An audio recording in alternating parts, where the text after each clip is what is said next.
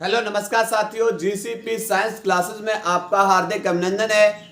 जैसा कि बेटा हम पढ़ रहे हैं फिजिक्स और केमिस्ट्री के अनसॉल्व्ड पेपर को, जिसमें केमिस्ट्री का सेट नंबर तीसरा चल रहा है और सेट नंबर तीसरे में क्वेश्चन नंबर 5 के का तक करा दिए गए थे। आज हम लेकर आए हुए हैं क्वेश्चन नंबर 5 के खा से। तो चलते हैं क्वेश्चन नंबर 5 के खा की ओर।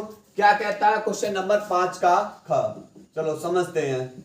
देखो 5 का खा कह रहा है किसी अभिक्रिया का 500 केल्विन तथा 700 केल्विन पर वेग स्थिरांक क्रम से 0.02 सेकेंड इनवर्स तथा 0.07 सेकेंड इनवर्स है। ई ए का मान की गणना कीजिए, यानी संक्रियण ऊर्जा बतानी है। देखो सबसे पहले जो हमें डाटा दे रखा है वो दे रखा है एक तो 500 केल्विन पहला तापमान और दूसरा तापमान दे रखा है 700 केल्विन। ये दो तापमान दे रखे हैं और इसके वेग स्थिरांक एक को K1 मान लो और एक को K2। 0.02 second inverse 0.07 second inverse ये दे रखा है और हमसे पूछा है E A की गणना पूछी है, संक्रियण ऊर्जा पूछी है। क्लियर? संक्रियण ऊर्जा देखो क्या होता है आर्हेनियस के समीकरण से, आर्हेनियस के समीकरण से क्या है आर्हेनियस का समीकरण? log 10 K2 बट्टे K1 बराबर ये बट्टे 2.303 आर 2.303 आर, उसके बाद 1 बट्टे T1 माइनस 1 बट्टे T2। ये बेटा मान दे रखे हो। ये है बेटा हमारा किसका फॉर्मूला? ये आर्हेनियस का। किसका फॉर्मूला? ये आर्हेनियस का। लगाते हैं वैल्यू। देखो log 10 K2 का वैल्यू 0.07 बट्टे K1 का वैल्यू 0.02 बराबर EA संकीर्ण ऊर्जा तो निकालनी है बट्टे 2.303 इंटू R का वैल्यू बेटा यहां पर होता है 8.314 जूल केल्विन इनवर्स। ठीक है, और इसके बाद लगाएंगे 1 बट्टे T1 का वैल्यू है 500 माइनस 1 बट्टे T2 का वैल्यू कितना है? 700। चलते हैं हल करेंगे। देखो log m अपॉन n एक फॉर्मूला होता है log m अपॉन n, तो फॉर्मूला होता है log m minus log n, log m minus log n। देखो तो log m कितना है? m है 0.07 माइनस log n कितना है? n है 0.02 बराबर EA बट्टे 2.303 इंटू में 8.314 और ये बेटा बन जाएगी भिन्न। ये क्या बन जाएगी? भिन्न। लास्ट आ जाएगा 500 गुणा 700, 500 गुणा 700, यानी 500 से 500 कैंसिल बचेगा 700 माइनस 700 से 700 कैंसिल बचेगा 500। ठीक है, अब चलते बेटा इधर देखो तो यहां पर log 10 0.07। एक काम करो, सॉरी यहां से इस दशमलव को क्या कर लो? हटा दो। तो यहां केवल वैल्यू किसकी लगानी है? log 7 की, और यहां वैल्यू किसकी लगानी है? log 2 की। क्लियर? क्योंकि इस दशमलव से 2 अंक ऊपर दशमलव था, 2 अंक दशमलव नीचे था, दशमलव से दशमलव कैंसिल। तो होगा क्या? log 7 का वैल्यू होता है log 7 का वैल्यू होगा 0.845 माइनस log 2 का वैल्यू होता है 0.30 10, 0.3010। ये बेटा log 7 का वैल्यू, log 5 का वैल्यू, उसके बाद बराबर ये बट्टे इनका बेटा इसका और इसका क्या कर लो, गुणा कर लो। देखो करते हैं गुणा, इसका गुणा करेंगे 2.303 और 8.314 गुणा करेंगे 4 तिया 12 और 4 दूनी 8 और 1 9। उसके बाद 3 0 3 2, उसके बाद 9 0 9 और 3 दूनी 6 और उसके बाद अब 8 का गुणा करेंगे 8 तिया 24 और 8 तिया 24, 8 दूनी 16 और 8 दूनी 16 और 16 और 2 18। देखो यहां से हो जाएगा 2 3 और 1 4, 9 और 2 11, 9 3 12, 4 16 और 1 17, 9 2 11 2 13, 13 और 1 14, 6 4 10, 10 और 1 11, 8 और 1 9। ये आएगा बेटा गुणा करके, कितना आएगा इतना। पर क्या एक 10 लगाना है, 10 लगाना है, 3 और 3 6, 1 2 3 4 5 और 1 6, 6 एक 10 आ जाएगा। यानी इसका जो वैल्यू निकलेगा वो निकलेगा 19.147 और इधर इनटू में 700 में से 500 गए 200, 700 में से 500 गए 200 बचेंगे तो 200 और बट्टे में नीचे आ जाएगा 5 सत्ते 3500, 5 सत्ते 35, 1 2 3 4, 1 2 3 और 1 4। ये बेटा आएगा। क्लियर। अब करना क्या है, इसकी कैलकुलेशन करनी है। जो भी बच्चा बेटा इसकी क्या करनी है, कैलकुलेशन। देखो कैसे करते हैं, 1 2 से 2 0 कैंसिल, ठीक है, 2 0 कैंसिल हो गई। अब यहां से करना क्या है, इसमें से इसे घटाओ, तो यहां से घटाते हैं। चलो इसको भी घटाते हैं।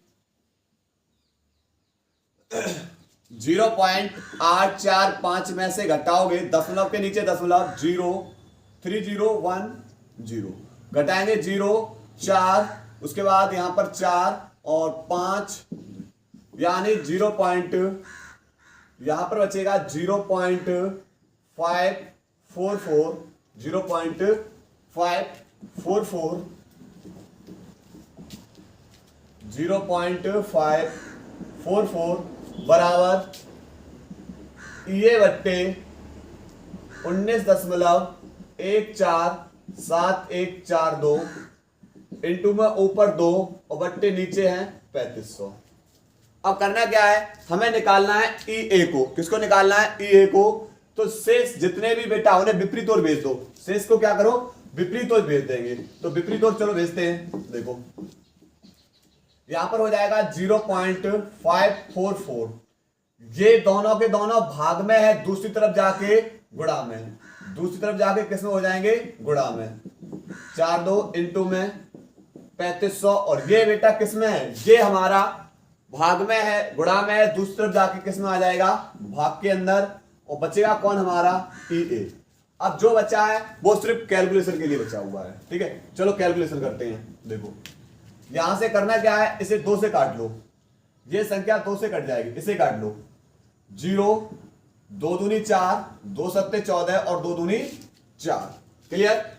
0.27। अब जो बचा है वो सिर्फ और सिर्फ गुणा करने के लिए बचा हुआ है। चलो गुणा करते हैं। 35 का, पहले 35 का इसमें गुणा कर दे रहे हैं, 35 का इसमें गुणा कर दो या 272 का कर दो। 19.417142 272 का गुणा करेंगे। 2 दूनी 4, 2 चौगु 8, 2 दूनी 2 एकम 2, 2 सत्ते 14 और 2 चौगु 8 और 1 9, 2 एकम 2, 2 ने 18 और 2 एकम 2 और 1 3, 7 दूनी 14, 7 चौक 28, 28 और 1 29, 7 एकम 7 और 2 9, 7 सत्ते 49 और 7 चौक 28, 28 और 4 32, 7 एकम 7, 7 और 3 10, और 7 नेम 63, 63 और 1 64 और 7 एकम 7, 7 एकम 7 और 6 7, 7 तो 6 13, 7 दूनी 14, 7 चौक 28 और 1 29 और 7 एकम 7 और 2 9, 7 सत्ते 49, 7 चौक 28 और 4 32, 7 एकम 7 3 10, 7 नेम 63, 7 नेम 63 और 1 64 और 7 एकम 7, 7 और 6 13।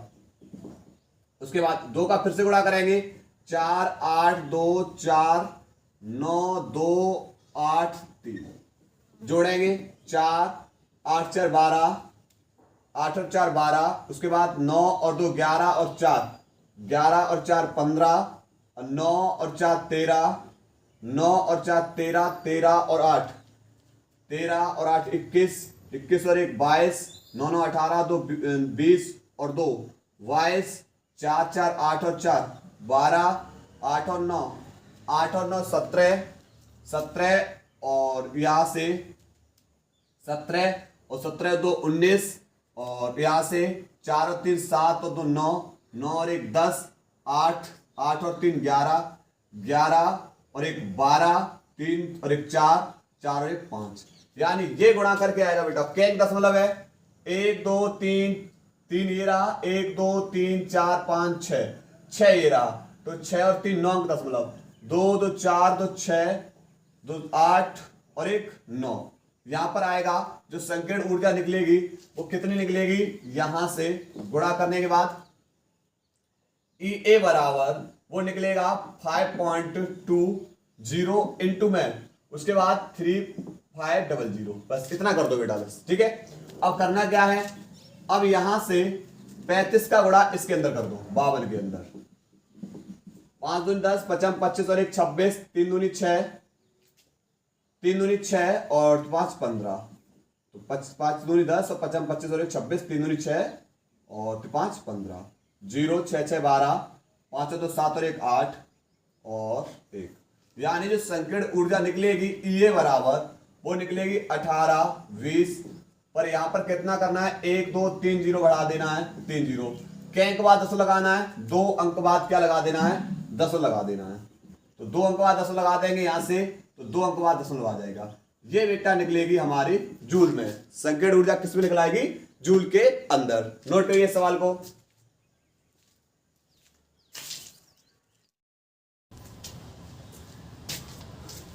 इसके बाद बेटा क्वेश्चन नंबर 5 का ग क्वेश्चन बोल रहा है, संक्रमण धातुओं के परमाणविक तथा आयनिक आकारों में परिवर्तन तथा आयनन एंथैल्पी पर संक्षिप्त टिप्पणी लिखिए। चलो समझते हैं आयनिक आकार, परमाणु त्रिज्या और आयनन एंथैल्पी को। देखो सबसे पहले हम एक एलिमेंट ले रहे हैं स्कैंडियम, स्कैंडियम का परमाणु क्रमांक 21 होगा, इलेक्ट्रॉन विन्यास करेंगे।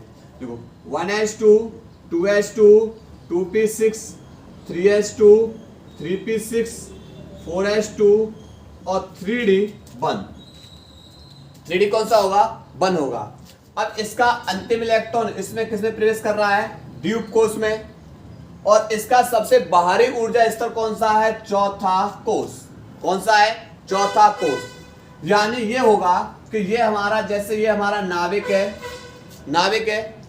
नाविक के चारों ओर वृत्ताकार कक्षाओं में गति कर रहे हैं। नाविक के चारों ओर इलेक्ट्रॉन वृत्ताकार कक्षाओं में क्या करते हैं, गति करते हैं। अब कौन से कोष तक इलेक्ट्रॉन पहुंचे हैं, तो चौथी संख्या तक। संक्रमण तत्वों में कौन से कोष तक इसमें पहुंचा हुआ है, चौथी संख्या तक इलेक्ट्रॉन पहुंचा हुआ है। क्लियर। अब होगा क्या, हम जो इलेक्ट्रॉन विन्यास करते हैं वो करते हैं अपवाऊ नियम के अनुसार, अपवाह नियम के अनुसार इलेक्ट्रॉन विन्यास करते हैं। और अपवाह नियम कहता है कि इलेक्ट्रॉनों को उनके ऊर्जा स्तर पर बढ़ते हुए क्रम में भरना है, अर्थात जब तक पिछले उपकोष पूर्ण न हो जाएं तब तक अगले उपकोष में इलेक्ट्रॉन प्रवेश नहीं कर सकते। पर इसमें देखो पहले उपकोष में 2 इलेक्ट्रॉन भरे हुए हैं, पूर्ण भरे हुए हैं, पहला कोष, दूसरा कोष, तीसरा कोष, चौथा कोष। पहले कोष में 2 इलेक्ट्रॉन पूर्ण भरे हुए हैं, दूसरे कोष में 6 और 2 8 इलेक्ट्रॉन पूर्ण भरे हुए हैं। पर हुआ क्या कि तीसरे वाले कोष में तो इलेक्ट्रॉन प्रवेश कर रहे हैं, तीसरे वाले कोष के डी उपकोष में तो इलेक्ट्रॉन प्रवेश कर रहे हैं, लेकिन तब तक क्या किया गया, चौथे उपकोष में भी इलेक्ट्रॉन को भर दिया। चौथे कोष में कितने इलेक्ट्रॉन आ गए, एस के अंदर 2, और जो इलेक्ट्रॉन प्रवेश कर रहे हैं वो प्रवेश कहां कर रहे हैं, इस डी उपकोष के अंदर। किसके अंदर प्रवेश कर रहे हैं, डी उपकोष के अंदर। अब जितना इलेक्ट्रॉन इन वृत्ताकार कक्षाओं में, जितना इलेक्ट्रॉन इन कोषों में भरा जाएगा, उतना ही नाभिकीय धनावेश, उतना ही नाभिकीय धनावेश उसके नाभिक पर आता जाएगा। यानी आप अगर इसमें 2 इलेक्ट्रॉन भरे पहले वृत्ताकार कक्षा में, तो 2 प्रोटॉन्स किस पर आ गया, नाभिक पर। आप जितने बेटा इलेक्ट्रॉनों को इन वृत्ताकार कक्षाओं में भरोगे, उतना ही नाभिकीय धनावेश बढ़ता चला जाएगा नाभिक के ऊपर।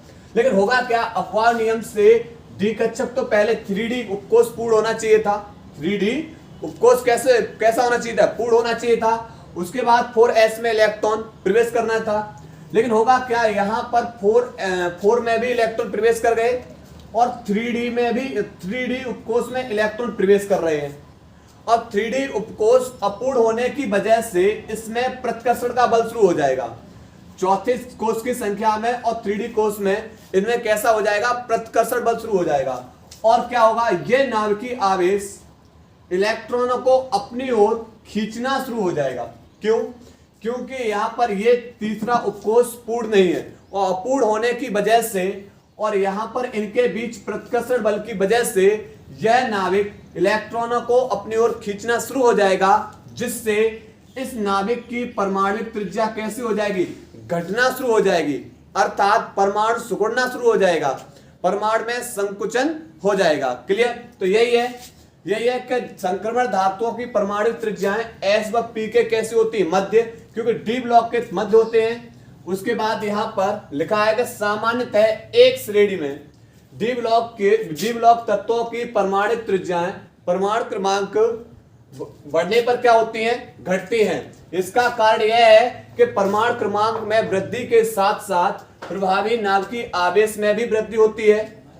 जब n-d उपकोष में इलेक्ट्रॉन प्रवेश करने के कारण ये परिरक्षण प्रभाव के कारण इलेक्ट्रॉन को प्रतिकर्षित करने लगते हैं। यानी इस कोष में इलेक्ट्रॉन भरे थे, आप डी में इलेक्ट्रॉन भर रहे हो, तो इनके बीच कैसा हो जाएगा, प्रतिकर्षण शुरू हो जाएगा। और जब प्रतिकर्षण शुरू हो जाएगा तो ये इलेक्ट्रॉनों को क्या करेंगे, ये नाभिकीय आवेश इलेक्ट्रॉनों को अपनी ओर आकर्षित करेगा, खींचेगा। क्लियर। उसके बाद दूसरा है बेटा आयनिक त्रिज्या। तो आयनिक त्रिज्या भी क्या है कि परमाणु क्रमांक में वृद्धि के साथ जैसे जैसे बेटा यहाँ पर परमाणु त्रिज्या घटती है, ऐसे आयनिक त्रिज्या भी कैसी होती है, घटती है। क्लियर। और इसकी ऑक्सीकरण संख्या कैसी होती है, इन संक्रमण धातुओं की जो आयनिक त्रिज्याएं भिन्न भिन्न ऑक्सीकरण संख्याओं के कारण होती है। क्लियर। और इन्हें कहां पर रखा गया है, इन संक्रमण धातुओं की जो आयनिक त्रिज्याएं हैं वह एस व पी ब्लॉक से कैसी होती हैं, कम होती हैं। उसके बाद आयनन एंथैल्पी। आयनन एंथैल्पी क्या है कि डी ब्लॉक तत्वों की प्रथम आयनिक एंथैल्पी एस व पी ब्लॉक के मध्य होती है। ये एस ब्लॉक से उच्च तथा पी ब्लॉक तत्वों से कैसी होती हैं, कम होती हैं। संक्रमण श्रेणी में परमाणु क्रमांक में वृद्धि के साथ साथ आयनन एंथैल्पी कैसी होती है, बढ़ती है। क्लियर। ये क्वेश्चन नंबर 5 का गा था, नोट करिए।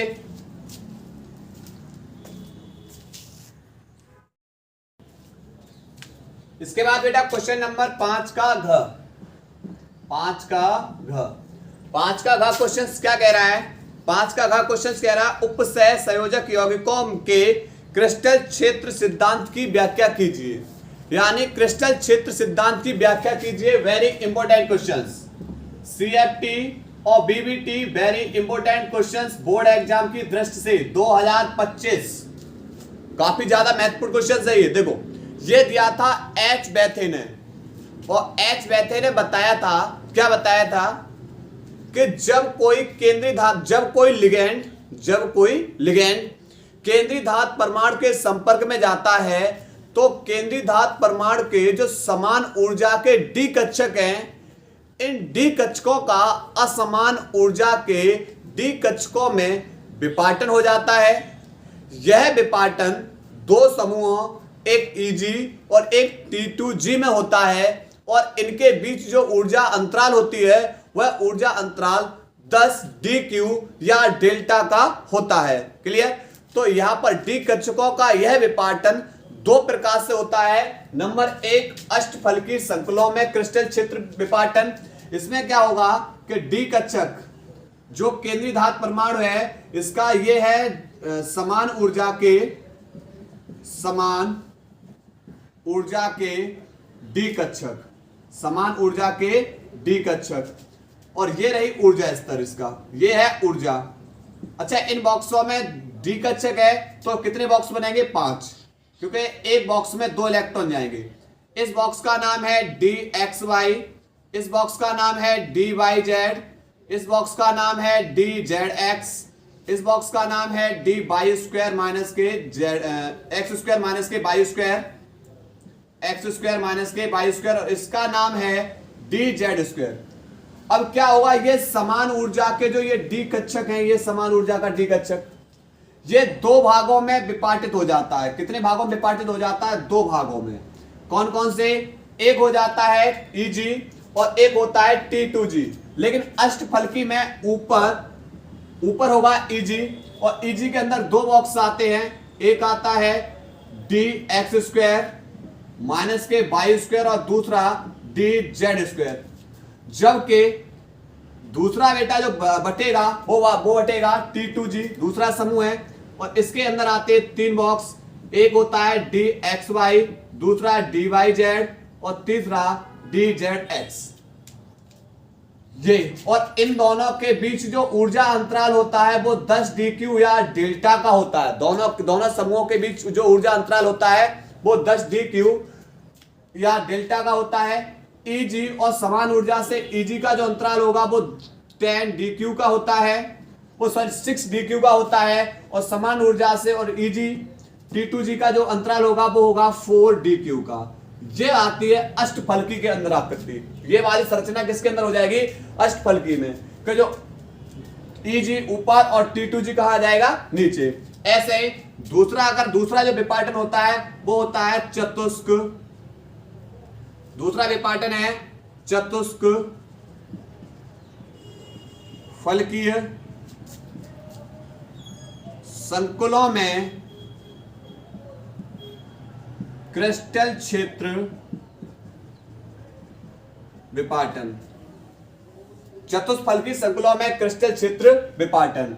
तो चतुष्फलकी में ये क्या होती है? संरचना पलट जाती है। चतुष्फलकी में ये क्या हो जाएगी? संरचना पलट जाएगी, अर्थात समान ऊर्जा के डी कक्षक होंगे। समान ऊर्जा का क्या होगा? डी कक्षक होगा। ये समान ऊर्जा का डी कक्षक, समान ऊर्जा का डी कक्षक। अब इनके संपर्क में आएगा केंद्रीय धातु परमाणु, तो ये समान ऊर्जा का डी कक्षक 2 भागों में विपाटित हो जाता है। चतुष्फलकी के अंदर भी, चतुष्फलकी में क्या होगा? चतुष्फलकी में T2G ऊपर होगा और Eg कहां आ जाएगा? नीचे।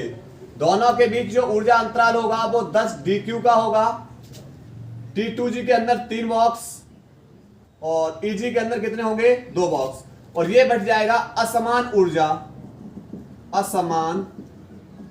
ऊर्जा के डी कक्षक। ये क्या होंगे? असमान ऊर्जा के डी कक्षक। क्लियर। और T2G और ऊर्जा इसके बीच का अंतराल ऊपर 4 dq और नीचे बेटा आ जाएगा 6 dq का अंतराल आ जाएगा। क्लियर। तो यहां पर यही बताया हमने कि देखो यहां पर जब लिगेंड केंद्रीय धातु परमाणु के संपर्क में आएगा तो जो समान ऊर्जा के जो डी कक्षक है ये 2 भागों में विपाटित हो जाएंगे, और 2 प्रकार की बेटा यहां पर 2 भागों में बढ़ जाएंगे, और इनके बीच का जो अंतराल होगा वो 10 डिपार्टेड क्वांटा का होगा। अब इसमें क्या होगा कि एक बनेगी अष्टफलकी और एक बनेगी चतुष्फलकी वाली। क्लियर। अब अष्टफलकी और चतुष्फलकी में क्या होगा कि Eg अष्टफलकी में Eg ऊपर रहेगा और T2G नीचे, यानी इनके बीच की ऊर्जा ज्यादा है। इन 2 बॉक्सों की ऊर्जा ज्यादा है वो ऊपर, और 3 बॉक्सों की ऊर्जा कम है वो नीचे। लेकिन चतुष्फलकी में क्या होगा? ये उल्टा हो जाएगा। उल्टे में क्या है? T2G ऊपर आ जाएगा और Eg कहां चला जाएगा? नीचे चला जाएगा। तो 2 प्रकार की बेटा संरचनाएं बनती हैं। नोट करिए यहां तक।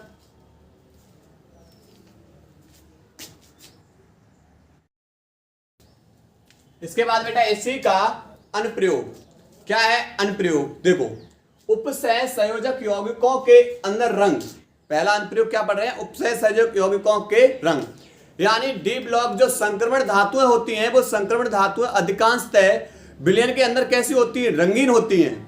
इसका कारण क्या है, इसका कारण भी यही है बेटा कि देखो संक्रमण धातुओं से बने यौगिक, उपसह संयोजक यौगिक रंगीन इसलिए होंगे क्योंकि संक्रमण धातुओं के जो डी उपकोष में जो आपने अयुग्मित इलेक्ट्रॉन भरे हैं, ये अयुग्मित इलेक्ट्रॉन दृश्य प्रकाश भाग को क्या कर लेते हैं, अवशोषित कर लेते हैं, और अवशोषित करके ये डी संक्रमण के कारण उच्च ऊर्जा स्तर में चले जाते हैं, और उच्च ऊर्जा स्तर में चले जाएंगे तो किसी भी विलयन का जो रंग होगा, किसी भी विलयन का रंग होगा, उसके द्वारा अवशोषित प्रकाश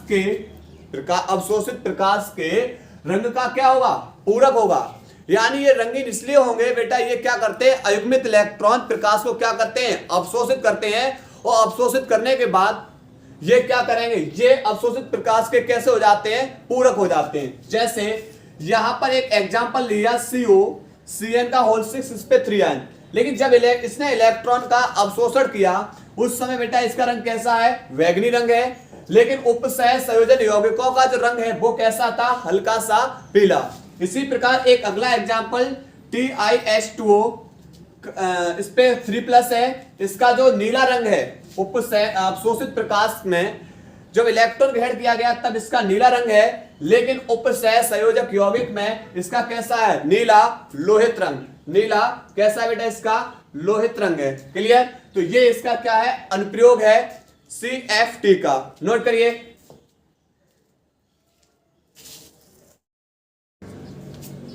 इसके बाद बेटा क्वेश्चन नंबर 6 का क बोल रहा है, कह रहा है कि परासरण दाब की व्याख्या कीजिए तथा इसकी सहायता से विलेय के मोलर द्रव्यमान ज्ञात करने के लिए व्यंजक प्राप्त कीजिए। देखो सबसे पहले समझेंगे परासरण दाब क्या है। परासरण दाब, परासरण दाब है किसी विलयन को अर्धपारगम्य झिल्ली से अलग रखकर, किसी विलयन को अर्धपारगम्य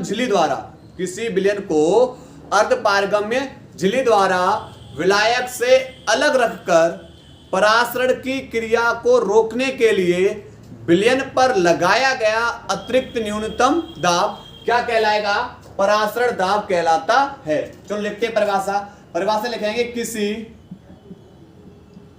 किसी विलयन को अर्ध पारगम्य झिल्ली द्वारा अर्धपारगम्य झिल्ली द्वारा विलायक से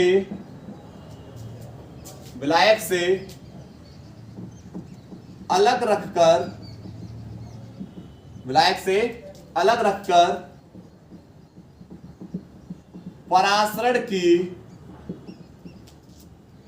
परासरण की क्रिया को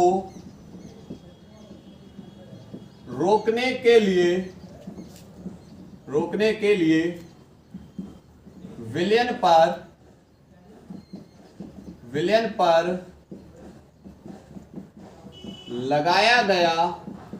विलयन पर लगाया गया अतिरिक्त न्यूनतम दाब परासरण दाब कहलाता है। क्लियर, क्या कहलाएगा, परासरण दाब कहलाता है। उसके बाद हेड डालेंगे परासरण दाब के नियम। समझो परासरण दाब में क्या है, देखो यहां पर जो विलयन है उस विलयन के अंदर जो आपने विलय मिलाया है वह विलय किसकी भांति कार्य करेगा, गैसों की भांति व्यवहार करता है। यानी विलयन में विलय गैसों की भांति व्यवहार करता है। जो विलय आपने मिलाया वो किसकी भांति व्यवहार करेगा, किसकी भांति, गैसों की भांति व्यवहार करता है। इसके आधार पे दो नियम आए। नंबर एक पहला है, वो पहला हमारा है बेटा यहां पर वॉयल वांट हाफ नियम। वॉयल वांट हाफ नियम। वॉयल वांट हाफ नियम क्या कह रहा है कि बेटा स्थिर ताप कर दिया जाए, तापमान को कैसा कर दिया जाए, तापमान को स्थिर कर दिया जाए, तो जो पराशर दाब होता है वह उसकी सांद्रता के कैसा हो जाएगा, समानुपाती। यानी स्थिर, इस नियम के अनुसार स्थिर ताप पर पराशर दाब उसकी सांद्रता के समानुपाती होता है। सांद्रता के कैसा होता है, समानुपाती होता है। अर्थात तापमान स्थित है तो पराशर दाब को बेटा P या पाई किसी से लिख सकते हैं, P या पाई से, वह समानुपाती होगा उसकी सांद्रता के। कब होगा, जब तापमान कैसा हो, स्थिर तापमान हो। क्लियर। दूसरा है, ये पहला हो गया वॉयल वांट हाफ नियम, दूसरा था चार्ल्स वांट हाफ नियम। चार्ल्स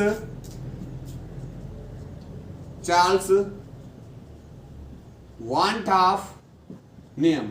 चार्ल्स वांट हाफ क्या कह रहे हैं, चार्ल्स वांट हाफ नियम कह रहा है कि इसमें तापमान को स्थिर कर दिया गया था, इसमें अब क्या कर दिया जाएगा, अगर सांद्रता को स्थिर कर दिया जाए, सांद्रता को स्थिर करने पर जो पराशर दाब है वह उसके परम ताप T के कैसा हो जाता है, समानुपाती हो जाता है। तो लिखेंगे स्थिर सांद्रता पर पराशर दाब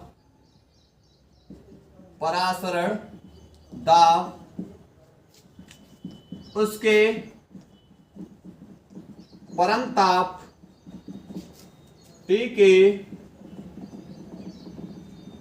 समानुपाती होता है, परम ताप T के समानुपाती होता है।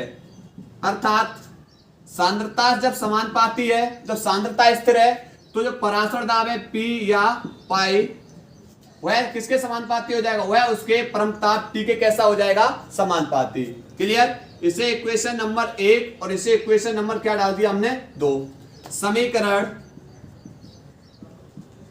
1 व 2 की तुलना करने पर, समीकरण 1 व 2 की तुलना करने पर, देखो इधर कौन है, दोनों तरफ चिन्ह से पहले, समानुपाती चिन्ह से पहले कौन है, P या पाई, उसके बाद समानुपाती, उसके बाद इधर कौन है, समानुपाती के बाद C इंटू में T, C इंटू में T। यहां तक नोट करिए बेटा, तब उसके आगे कराते हैं।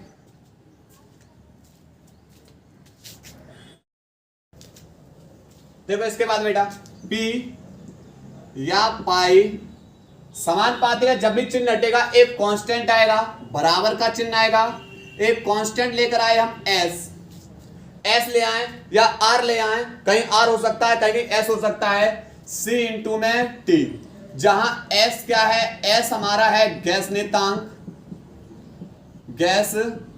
नेतांक, इसका मान होता है 0.0821 लीटर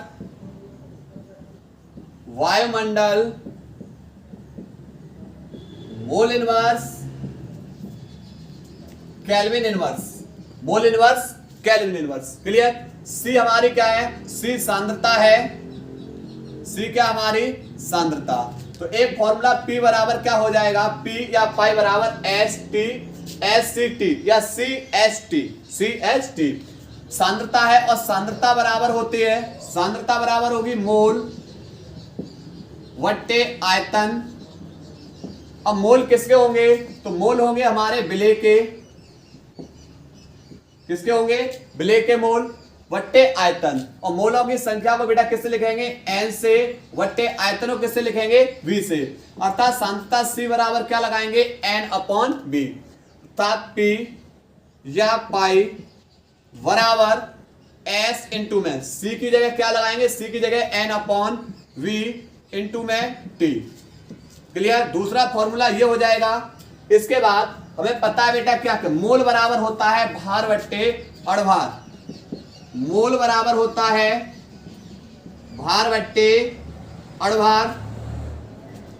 अब ये मोल किसके हैं? विलेय के। किसके मोल हैं? विलेय के। तो विलेय का भार को स्मॉल w से लिख दे रहे हैं, अड़भार को किससे लिखेंगे? ma से लिख दे रहे हैं, कैपिटल ma से। तो यहां पर लगाएंगे मोल n बराबर w अपॉन ma। क्या लगाएंगे? n बराबर w अपॉन ma। तो p या पाई बराबर s इंटू में n की जगह w अपॉन ma, इंटू में कौन है? b, और इंटू में क्या है? t। यही बेटा हमसे क्या पूछा था? संबंध पूछा था। अब देखते हैं यहां पर क्या क्या चीजें हैं। देखो, P पराशर दाब, S गैस नेतांक, उसके बाद स्मॉल w विलेय का भार, उसके बाद T तापमान। तापमान ध्यान रखना किस में लेना है? केल्विन में। विलेय का भार ग्राम में। ma विलेय का अड़भार, विलेय का अड़भार। और v आयतन। आयतन किस में होना चाहिए? आयतन किस में होना चाहिए? लीटर में। नोट करिए बेटा यहां तक।